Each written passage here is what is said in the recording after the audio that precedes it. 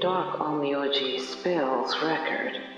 Chant the scriptures, recite the sacred rites, form seals to open the realms. Each word calls forth the spirit, drawing soul fire. In this moment, you take spirit form, forever bound to Naraka, a record of Dark Onmyoji magic. It tells of a mysterious spellcaster who lived 1,000 years ago, according to legend, with help from an unspeakable entity. This spellcaster created a new form of Onmyoji magic in search of its ultimate power. He wrote a book of dark spells. He shattered his soul into fragments and stitched one piece into the book itself. This book is said to be linked to the Council of the Sun, the Kongwe, and the Fujiwara clan.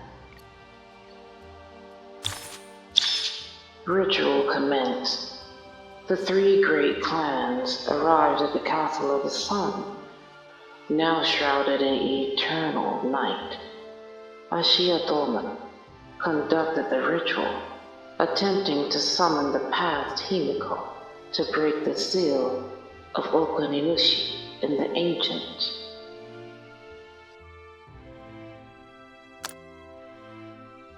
Guided by the paper crane, the ship gradually sailed through the thick fog over the sea. Just as everyone was about to pass through the fog, the sea turned pitch black. Then, towering waves surged and roared, threatening to tear apart the ship, daring to enter the eternal night. Fujiwara Michinawa leisurely began playing the koto. The melody now was nothing like before, no longer resembling the eerie sounds of demons.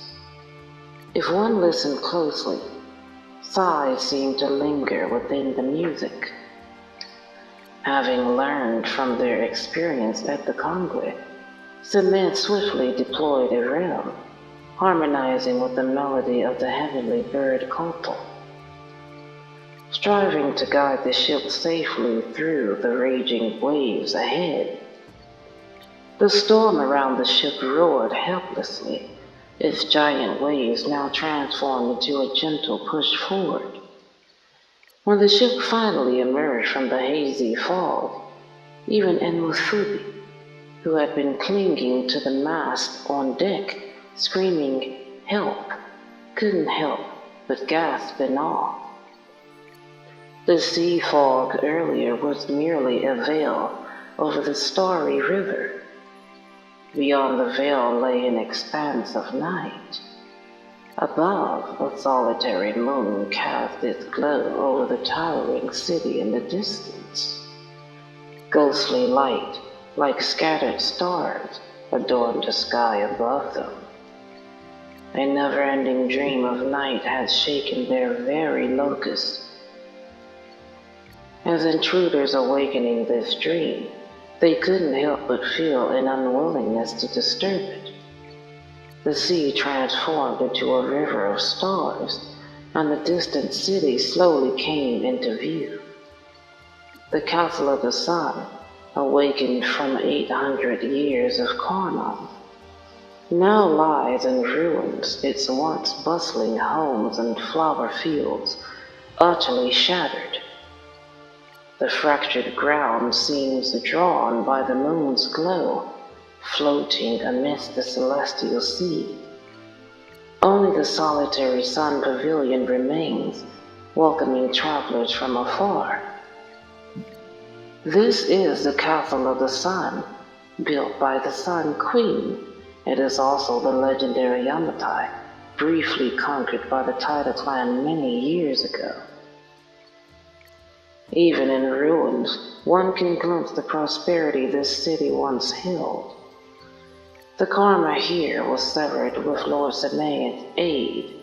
How I wish I could have witnessed his grace back then. What truly shattered the karma was Takashi Ime's heart and resolve. Lord Semayan's humility is truly admirable. Minamoto no Yorimitsu quietly led the ghost armory further away. Best not to listen too much, such sentimental talk might make one seasick. Is it really that sentimental? I think some of the things you say. Minamoto no Yorimitsu produced a jade voucher. Never said it. Never heard it. Wow, let me see. This is a fortune. Lord Zenez's refined elegance is also a virtue worth learning.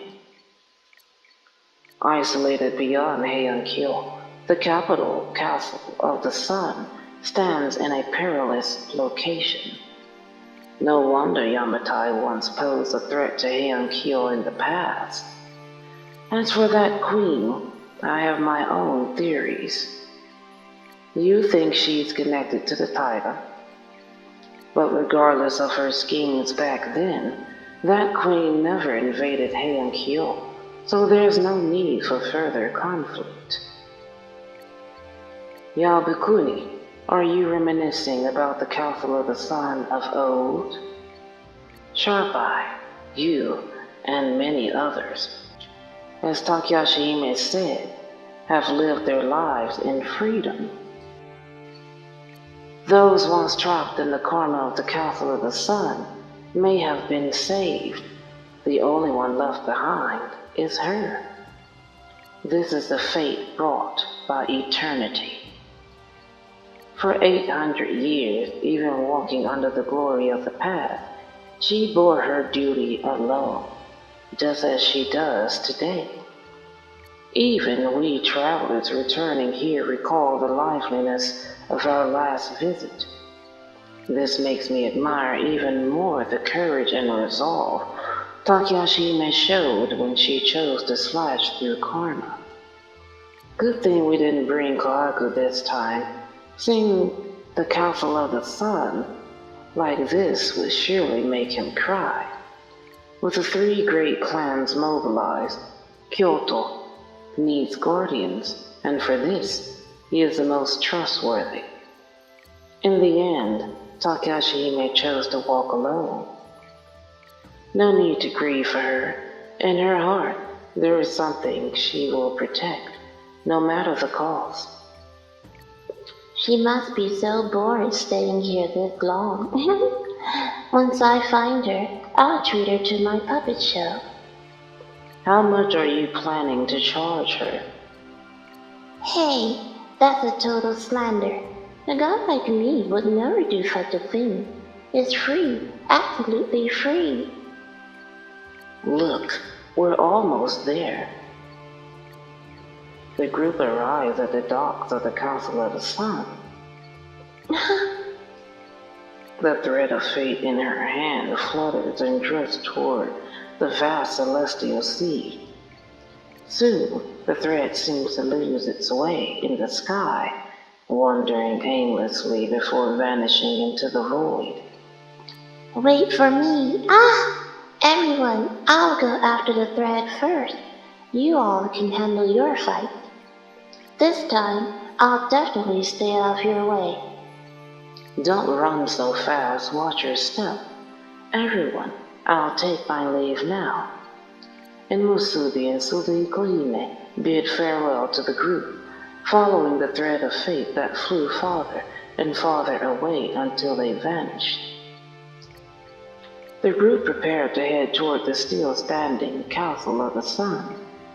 No one knew where Takashi Hime was now, or if she had sensed Ashiya Doman's arrival. She sought to save the people of the Council of the Sun, who had turned into ghosts. At this moment, she might not even be in the city. The group advanced along the mountain's foothills. Soon, they followed the mountain path and arrived inside the Council of the Sun. On the open grounds of the Council's outer garden stood sculptures and a sundial representing the Council of the Sun. Now, the decoration symbolizing the Queen's majesty on the sundial lay shattered, like the radiance of the past, never to appear in the eternal night. A broken sundial, a ruined castle. The shrines and homes of the Castle of the Sun now stood desolate, severed from the cycle of karma. It seemed the spirit festival Ashiya spoke of had yet to begin. He was likely hiding somewhere in the city at this very moment. Steadfast in their approach, they only needed to wait for his appearance since he had invited them to witness the spirit festival. Same gazed into the eternal night shrouding the Castle of the Sun. Takyashime might also be in the celestial sea of this endless night, mourning the departed souls. I believe Takyashime would never allow Ashiya to shatter the peace of this place.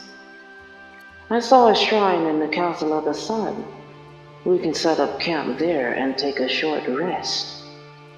Inside the shrine of the Castle of the Sun, the group searched through the damaged remains. Though in ruins, many relics from the former Castle of the Sun could still be found within the shrine. The date on the prayer slip still marked the day of the Sun Queen's wedding. God, please, please, please bless me to find the most beautiful sunflower. Well, we all know who that is. That is the little boy, Sharp Eye. Offer the flowers to Himiko. Oh gods, please bless Himiko with eternal happiness and never let her be harmed. The old woman says my eyes are small. I pray the gods make them bigger. Well, we know that this is the old woman and the old man. Lord Kami, sorry for the messy handwriting. I just sneaked a few sips. I think this might be written by the man at the market that was going to get the wine. In short, I hope Himiko continues to protect the Castle of the Sun.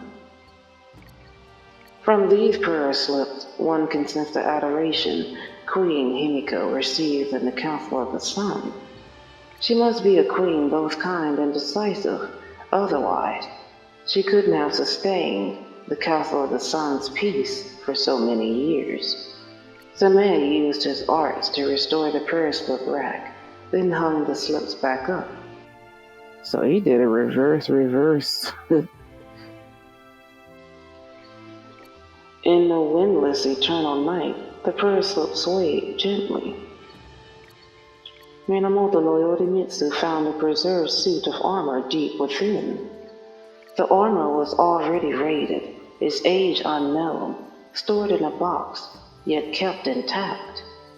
The one who kept the armor clearly valued it, but didn't seem to want to see it all the time, so it was never placed on display. Master Same, look at this. This is Taida's armor. The shrine that raised Himiko is tied to the Taida, yet when we visited the Castle of the Sun before, we rarely heard tales of them. A blood-stained swallowtail butterfly. Amusing, truly amusing. The craftsmanship is somewhat outdated, yet there are some ingenious aspects worth borrowing for the armor of Minamoto's soldiers. Also, there is a record written by a shrine maiden who raised the daughter of the sun. The handwriting in the first record is very solemn. Today, something utterly bizarre happened outside the shrine. An infant fell from the sky. The baby girl was crying, drawing the attention of a woman who had come to worship. I don't think she fell from the sky. The guy with the blonde hair that... No, wait a minute. Not the guy with the blonde hair, but the Orokuro. Orokuro, let's see, is holding an infant. with the that moonstone, sunstone, jade necklace. I'm thinking maybe that baby that he's holding might. Okay, this is. Oh. I mean, is it really that much of a spoiler? I mean, it's already out on the Chinese server, so I think the baby probably got left behind. That's what I think. I think the baby probably got left behind, left at the shrine so he can go off to war. Maybe he perished in the war. That's why he comes out with these skeletons and stuff. And where he, like the finishing blow on his body is where the sprouts out. So I'm thinking that Himiko might be the daughter of Odokuro. I'm not for sure, but I could have sworn in one of those scenes I saw a baby that he was holding. But anyway, we'll find out. I knew that woman and her husband. They always prayed to the heavens for a child. Didn't you pray to the gods for a child? Now, the heavens have sent you an infant. She is truly beautiful. Her lips were red, her teeth white, more lovely than any child I've ever seen in Yamatai. But she is strange. Never mind. Only then did I notice that as the baby cried and laughed, the ruins of the dueling grounds high in the sky seemed to breathe, its golden light flickering. I think this child is divine, perhaps a gift from the gods. No, I think she just got left behind in war and had priestess powers. That's what I'm thinking. I'm not for sure. The handwriting in the second record shows hesitation in its connected strokes. What should we name her? I chose many names and recited them one by one to the child. She accepted the name Himiko, daughter of the sun, a name truly worthy of her. However, today also brought unsettling news. A shocking message swept into Yamatai like a stormy gale. Hey, have you heard? Yes, I heard General Sunhunter's army was defeated in Heian-kyo. Just days ago, the entire Taida clan was annihilated. That mighty and cruel tyrant, they say even his head is missing. They say his body kept fighting even after his head fell. How terrifying. With General Sunhunter gone, who knows what will become of Yamatai? The handwriting in the third entry shows the recorder was utterly exhausted. If General Sunhunter fell from hero to tyrant, then these fragmented warlords were never heroes to begin with. The embers of war scattered across Yamatai. Who knows how long the shrine gates can hold back the chaos? Oh, today a strange old priest visited the shrine. Gogo. What's up, Gogo? Why are you here? I'm writing in my diary. Eat, Gogo. Where did these fruits come from? Pick them from behind the shrine. Here, have some. If you eat them, you'll smile and won't cry. Those fruits were so sweet, no idea where the kid found them. I'm a little worried about this child. She's kind by nature, yet too stubborn and overthinking. For now, I just hope she'll always find happiness enjoying the future. The handwriting at the start of the fourth entry is messy and frantic. Today was absolutely terrifying. But at least the shrine finally has a new head priest. Safety should be guaranteed from now on.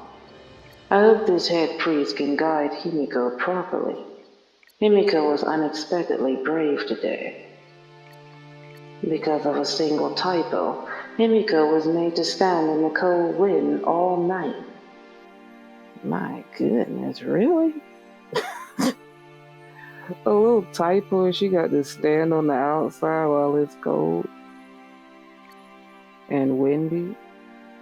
No way. I can't let him treat Himiko like this anymore. They're a bunch of lunatics. What kind of person does he truly intend to raise this child into? He said I could no longer teach that child. When I'm gone too, what will become of the lonely Himiko? They may have finished reading the records in his hands. What followed were some coarse arrangements for Himiko. The high priest mentioned therein appears to have been the former teacher of the Queen of the Sun. We didn't see him during our last visit. Perhaps he had already passed away by then. These coarse arrangements prove how diligently he nurtured Himiko. Every course focused on statecraft, warfare, and the art of domination, stirring conflicts among rivals, gaining formidable power through conquest and war, and thus ascending the throne. This goes even further than what our Fujiwara and Minamoto clans ever did. Could a child raised this way truly become the benevolent queen of your so-called Castle of the Sun? The peace, prosperity, and abundance of the sun, these fully illustrate how the queen governed her land with compassion. Queen Himiko did not become a queen through statecraft or fear. The people of the Castle of the Sun adore her as they would their own mother. She possesses great power, yet never uses it to plunder. The people of the Sun genuinely revere this queen because she brought them stability and peace. I believe some unforeseen event occurred later, one we know nothing about. That event shaped Queen Himiko into the Sun Queen she later became. Late at night, in the shrine's courtyard, amidst the shrine's torii gates, a black torii faintly looms. At first glance, the black torii merges seamlessly with the night. Then, from the unknown, twisted shadows begin to stretch forth. Within those shadows lies a storm of bloodshed, a calamity to end the world. Like a pitch-black celestial body devouring all in the night sky, or perhaps an icy tentacle reaching from ancient times. What is enshrined here is an unknown that even our utmost mastery of yin-yang arts cannot uncover. The ancient false god, though vanished from this world, casts his shadow everywhere. You've come, my benefactor, who took me from the Kongwe and set me free. Long time no see. Should I call you Dolman, or? The two beneath the black torii depart. From the shadows behind the shrine's main hall, rustling footsteps echo. The arrival of the two clan heads purified the lingering aura of cold malice. The Fujiwara clan head is clearly hiding something from us. He has ulterior motives. The Fujiwara clan has always schemed in the shadows, weighing pros and cons, a tradition passed down from their ancestors.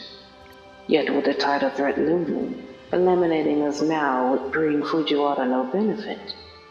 He plots, but in his scheme, we are likely pawns, not rivals. It's been a while since I felt the sting of being manipulated. Let's see what he's truly after. Let's hope this chess game is worth playing as his pawn.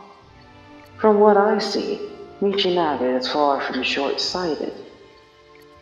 The Castle of the Sun fell into silence once more. Yabukuni gazed at the distant sun pavilion. Are you worried about Takashi Ine? For those who resemble each other, one can't help but think more. Now, I have your company. Yet, Takashime has lost everything she cherished. You fear the spirit festival is linked to Himiko's disappearance? Would that force Takashime into a G for a choice? No. The hardest choice Takashima has already made. She won't hesitate again. She'll still choose, as she once did. Yabukuni looked up at the sky above. The galaxy above is the liberated people of Yamatai and the eternal night. She cannot divine the heavens nor foresee fate, save flames rose from her hands, carrying her unspoken wishes, fading into starlight, flying toward the horizon of the celestial sea. Not only the sun can light the night, the moon still illuminates this internal darkness. The night's beauty surpasses the day. The moon rises for millennia, never again reflecting her sun. Yet, she must face another loss in this endless night, facing the sunset once again. Fate has treated her with such cruelty. At the mountain's base, is this really the place? Absolutely. My divine power tells me that this thread of fate, broken yet not entirely severed, connects to someone nearby. The person tied to that fate must be here. You care so much about this thread of fate. It must be special. I don't know. It's just this thread feels incredibly important. Like, if it can't be reconnected, the world might end. That kind of intuition. Don't underestimate this god's instincts. Without me, Heonkyo's grand affairs would be doomed. And the karma swirling around that thread. How to put it? Umusubi traced a circle in the air with her hand. Her fingers didn't stop there. She drew another circle from the first tail, looping back to its origin. The second circle's end returned to the first conclusion. How extraordinary! Even gods grew curious witnessing such rare bonds. Once we find the thread's owner, we should leave this place quickly. Since arriving, even the flames seem restless. Don't worry, I'd never gamble with precious lives. Mine's fragile enough as is. If danger arises, we'll split up and run. The prayer bell chimed, its clear notes carrying far through the silent night. Look, the thread of fate is trembling. The broken thread of fate flickers in and out of sight. Across the galaxy, a lone figure approaches from a distance, far, far away. A departed soul or a remnant of time. First came the blade burning with lunar radiance, followed by a face-concealing mask. You know, back then, like, when I saw Takashi Hime for the first time in this game, I thought she was just wearing that mask for, like, style or something. Now, years later, we find out that she's wearing the mask for a purpose. She's wearing this mask because she doesn't want to be recognized, and those ghost thingies keep showing up. So as long as she has the mask on, she doesn't have to battle them all the time. And plus, younger Himiko doesn't know who she is. Along with the figure emerged countless twinkling starlights. The starlights, like spirits, surrounded the queen, as if she alone existed in this eternal night. Moonlight was her crown, the night sky her armor, and the departed souls her subjects. She landed before the two, and the moment she removed her mask, a glow like moonlight seemed to emanate. This is the Council of the Sun. What brings you here? Wow, I remember you, the one wrapped in many broken threads of fate. This thread, I followed this thread of fate here. With a single breath, waves surged across the sea beneath the Council of the Sun. A cold gleam flickered at the blade's edge as her robes billowed without wind. The thread of fate trembled in Onmyoji's hands. How strange. Wait, soon it would lead us to the other end of the thread. As if disturbed or lost in its inability to find its target, it connects to the void where nothing exists, yet it binds to everything with no destination. The thread of fate suddenly unraveled, scattering into specks of crimson light. No way. Where on earth does the other end lead to? I can sense the thread of fate is still here, yet it's not. Where exactly is it? The thread of fate. I'm afraid my bond with the people of the Council of the Sun has already been severed. If possible, please leave quickly. This place is dangerous. Takashime turned around, ready to depart. Wait, we came here with Lord Samet. Hearing the familiar name, Takashime halted her steps. Samet? So she's like, so she used to be like this little ordinary little girl, and now that she's an adult, it's like she sprouted powers out of nowhere, and now she is guardian of a abandoned land where most of the people have accepted their fate and they're gone, and the only thing there is like some probably yokai and yurei, like ghosts and stuff, along with whoever else traveled to that realm.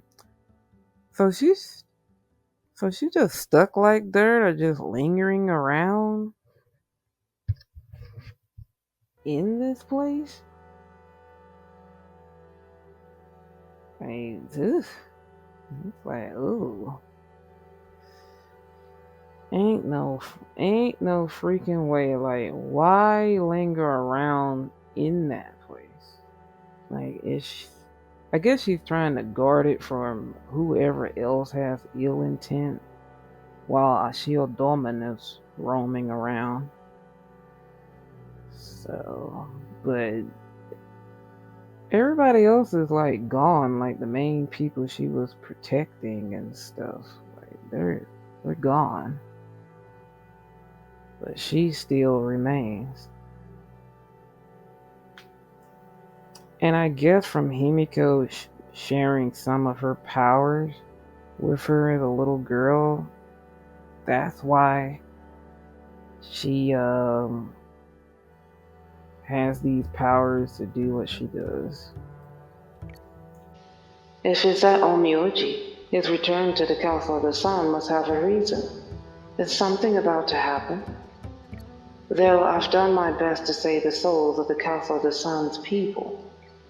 Ever since the Council of the Sun appeared, occasional sudden changes have arisen from spirits entering from the outside world. Come with me, don't get attacked by spirits. With that, Takashime turned and headed toward the Sun Pavilion. And Musubi pulled Suzuko Hime along as they followed. Strange, strange, truly strange. That thread of fate seems to have vanished. Yet, it feels like it hasn't. Perhaps it hasn't disappeared. Maybe we just can't see it. Maybe Lord Samet can help us unravel this mystery. Outside the window, dawn will never come.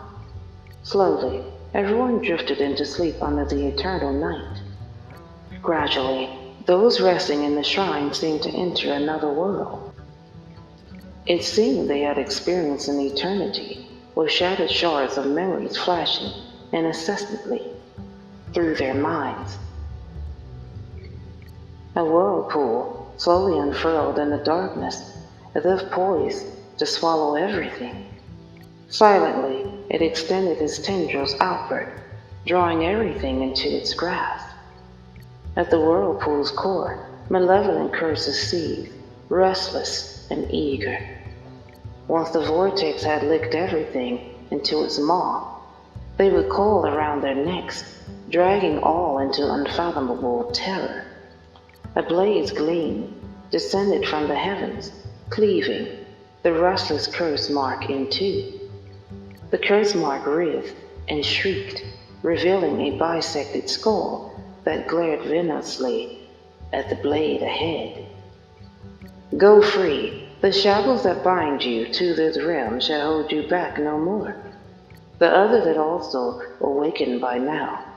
The three great families had brought only their finest. The ghost armory of the Minamoto clan drew their weapons in unison, their sharp aura shattering the murk enveloping them. That makes me think about Final Fantasy 15. Because they got like the Minamoto clan got like armor that's like alive, along with in the armor like can control the swords and stuff. Because that's what that is standing behind Yorimitsu. Like his ghost armor is standing behind him, and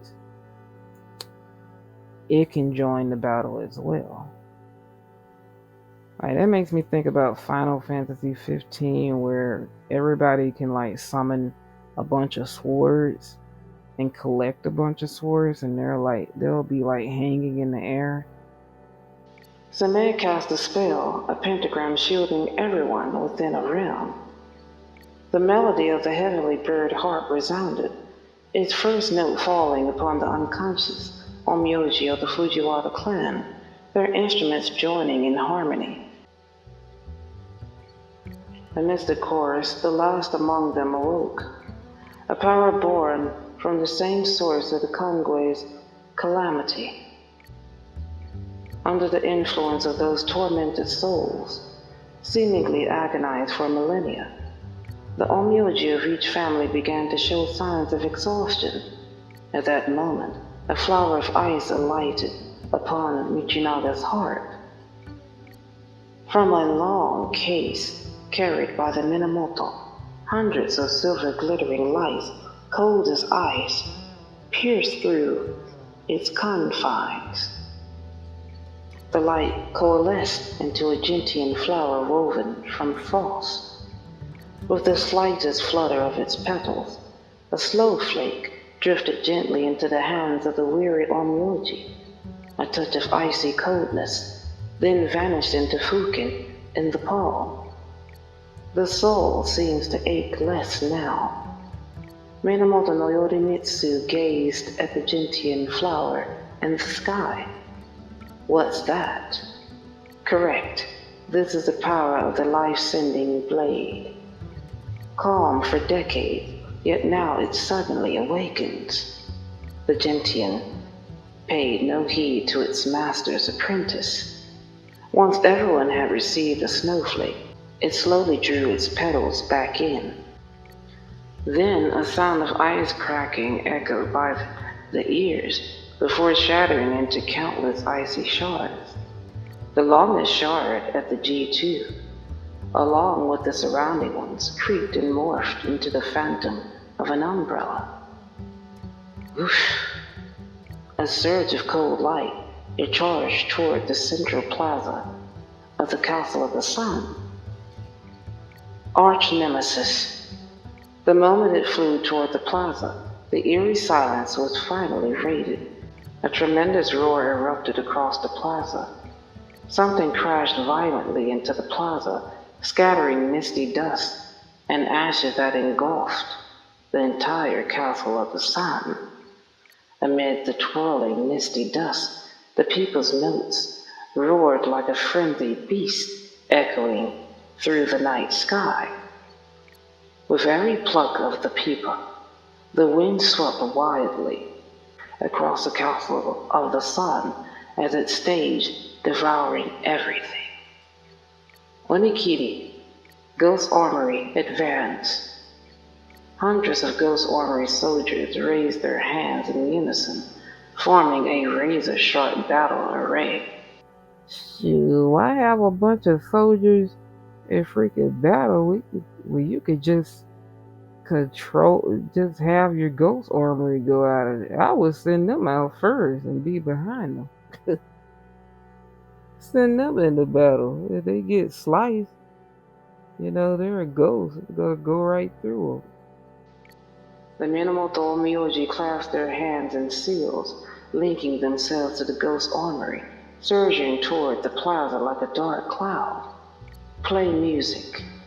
The Onmyoji from the Fujiwara clan all carried musical instruments with them. As Fujiwara Michinaga gently plucked the strings, winds and waves surged, and a pure white light enveloped the entire Fujiwara estate. Around the formation, 8 individuals held 8 different instruments. With a single note, a faint yatagras emerged from the formation, howling into existence. Cast a spell. The yatagras fiercely pinned the hurricane beneath its claws, battling the raging winds. Hear my call. A blue pentagram lit up alongside the Fujiwara clan's cursed technique, completely subduing the rampaging gale. Under the gaze of the crowd on the square of Nichiren Castle, after the dust settled, an enormous severed hand replacing the sundial at the center of the square stood towering within Nichiren Castle. Can we get a character with the giant hand behind them, holding whatever this is? Oh, when we go into battle, like this crescent sun clock dial thing, we're gonna use that in battle. I already got some videos uploaded with that. Reading this for the second time now, I'm just now noticing this.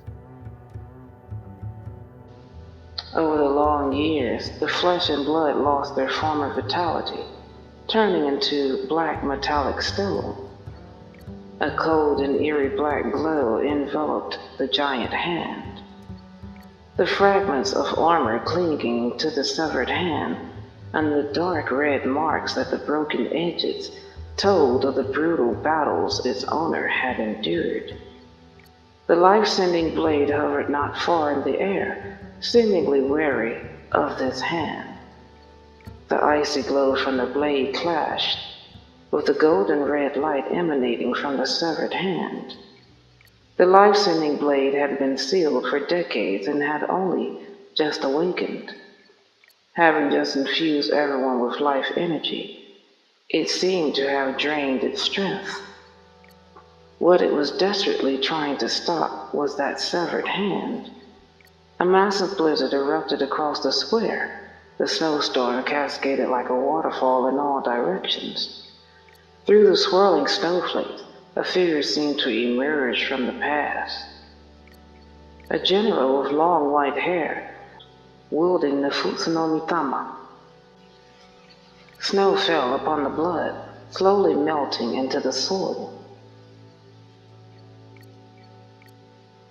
It was the severed hand of Taito no Masakado. Around the severed hand, countless ghosts and spirits transformed into streams of black mist, howling as they gradually enveloped the castle of the sun. Within the black mist, one after another twisted fates emerged, only to split apart. The twisted faces devoured each other, sensing the aura of peace and light that drew them, and began to turn their gaze towards Same and the others. They had lost their eyes, leaving only empty black voids, staring deeply and longingly at Same. Though the Onmyoji were all elites, few had witnessed such a horrifying scene. Those chilling, countless twisted, ghostly figures, innumerable beyond reckoning. How are there so many evil spirits? They are begging me to end their suffering. This suffering has lasted far too long. Could this be the 10,000 spirits spoken of and the spirit festival. He took out a talisman and chanted an incantation. In the blink of an eye, he reached out, flung the talisman, and affixed it to the most agonized face in the river of countless ghosts. Having died long, long ago, they lived on, lonely and unrecognizable, even to themselves. The face murmured, uttering distinct words, eerie yet pitiful. Then it opened its maw wide and viciously bit down on the surrounding evil spirits clinging to it. It broke free from the river of countless spirits, transforming into an impossibly thin membrane, its expression serene. Then more faces surged forth from the black mist. Just how many souls are trapped within? Submit, don't waste your efforts. That sounds familiar. The group turned their gaze toward the solar pavilion. Then the speaker revealed their true form from the surging dark currents. It was none other than Ashiya. 挨拶が申し訳ない。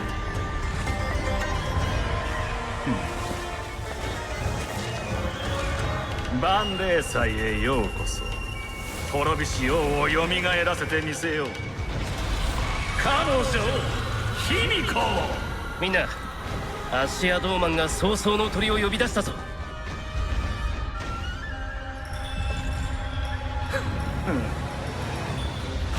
卑弥呼様には指一本触れさせない。The way she freaking sliced that cage, I mean, she almost took Himiko's head off. Dolmen raised his head, his severed hand transforming into a five-headed fairy bird of the underworld.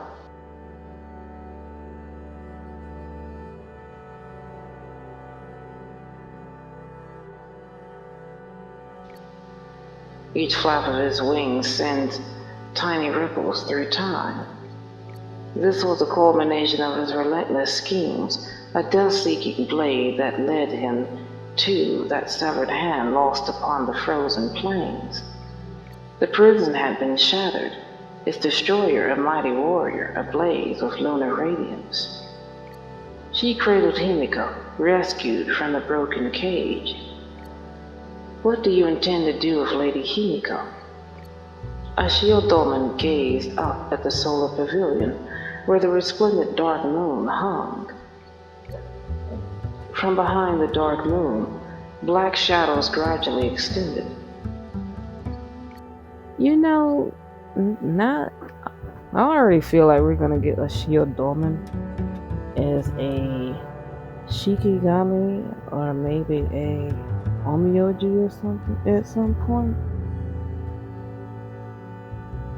And I feel like the SP version of Himiko might be her in her little girl form. Because sometimes Onmyoji, sometimes they like for an SP to be the younger version of the SSR. Which I feel like it should be the other way around, but yeah.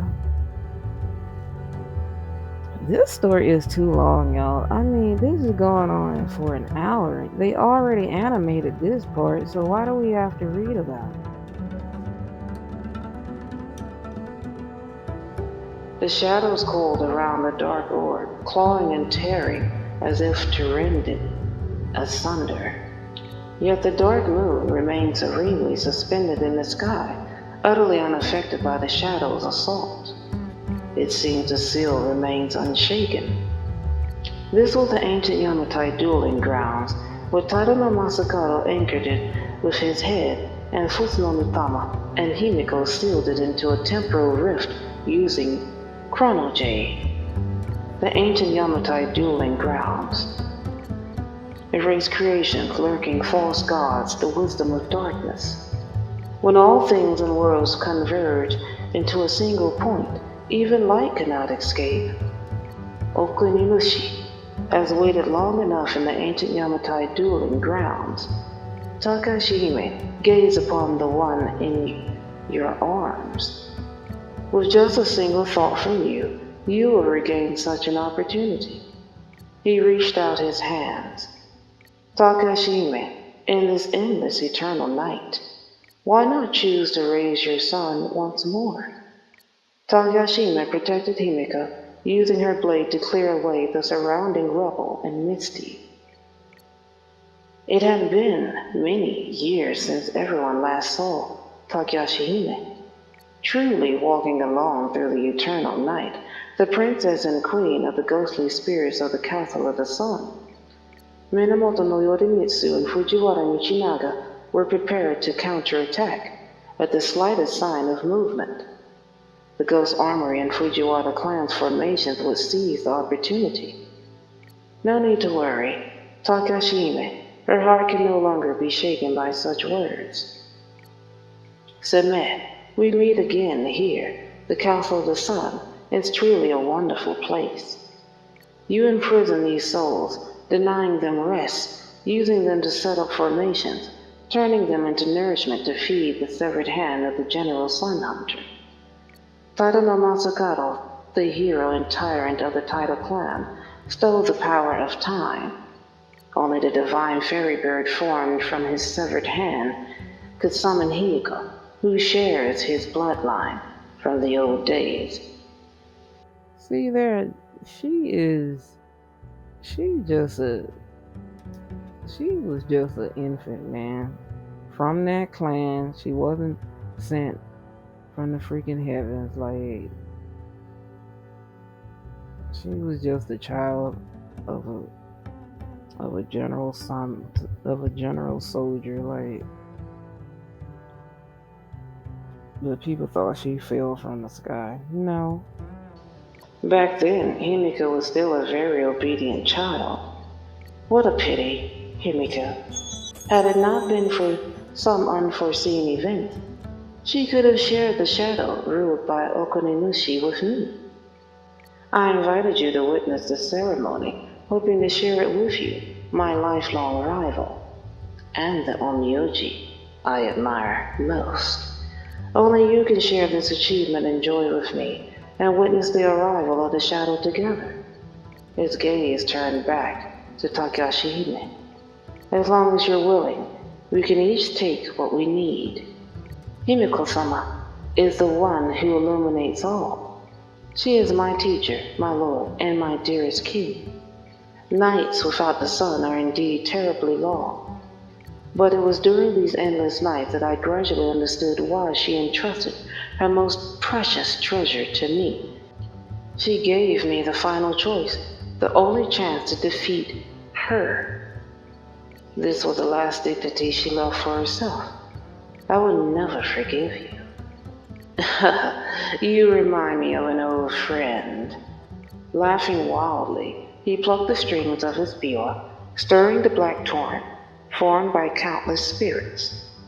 The spell array set by Ashiya Toban is completely different from the Onmyoji spells of Heian-kyo.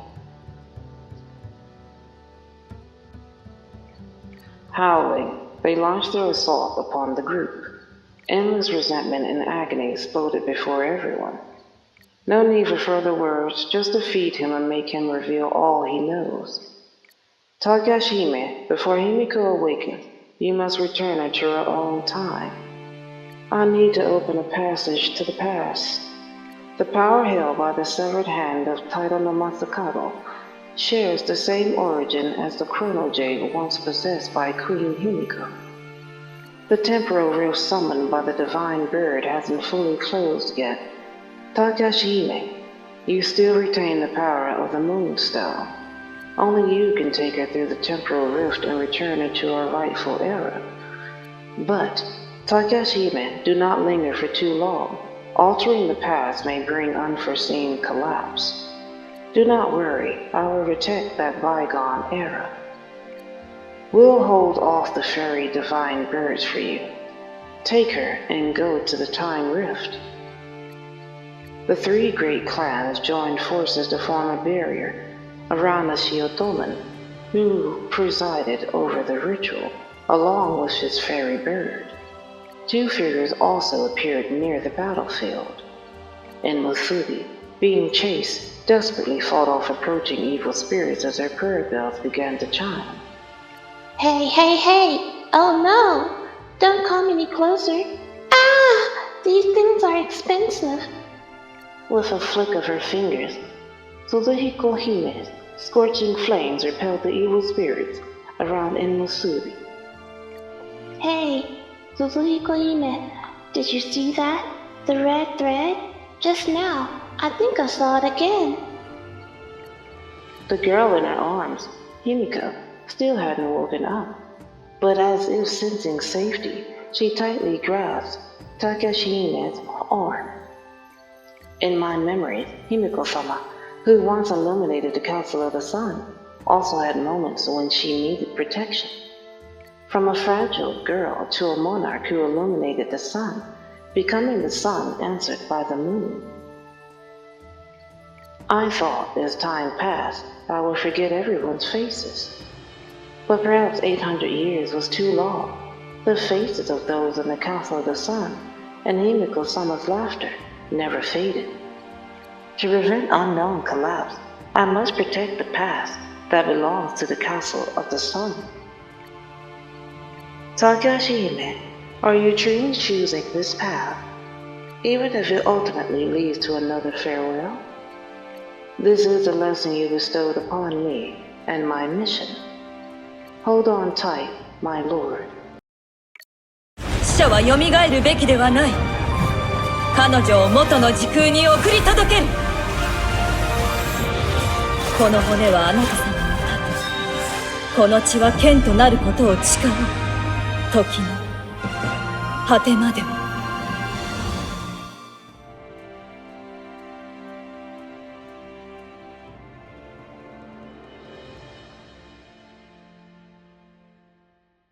私は卑弥呼助けてくれたの？あなたは？なお運命の枷。私は時をさまよう亡霊。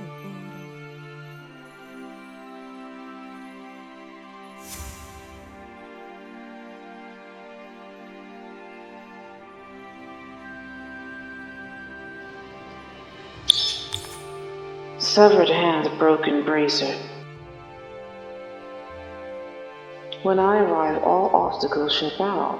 A fragment of armor from the severed hand of General Sun Hunter, Tadano Masakado. Legend says his armor was forged from the radiance of the sun, and that he ruled Yamatai as a hero. Tadano Masakado led his final army against the sword saint of the Minamoto clan. On the plains, his hand was severed by the sword saint's cursed blade. His body was returned to Yamatai, but the hand lost to the sea, vanished without a trace. Only the cursed blade, still stained with his blood, can reveal where the hand lies.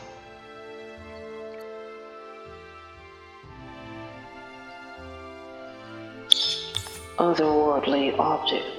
The gate hidden in shadows brings forth a true reflection. This emblem originates from ancient Yamatai. It once belonged to the usurper deity who ruled the land.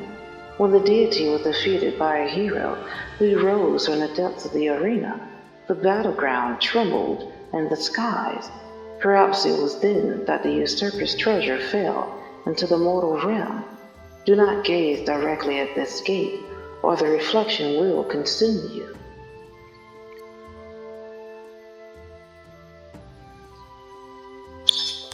Moonlight Mask, a mask worn by a nameless warrior, forged from the power of the moon. Etched into the mask is a sun, symbol of the true sun that brings light to the people. The warrior was fearless in battle, noble and humble. Among Queen Himiko's armies, many soldiers saw her as a role model, and the mask as the mark of the finest commanders. After Himiko founded the Council of the Sun, this tradition endured. I'll get a load of all the other stories. Yeah, I think I got like 5 left. Oh my goodness. Ugh.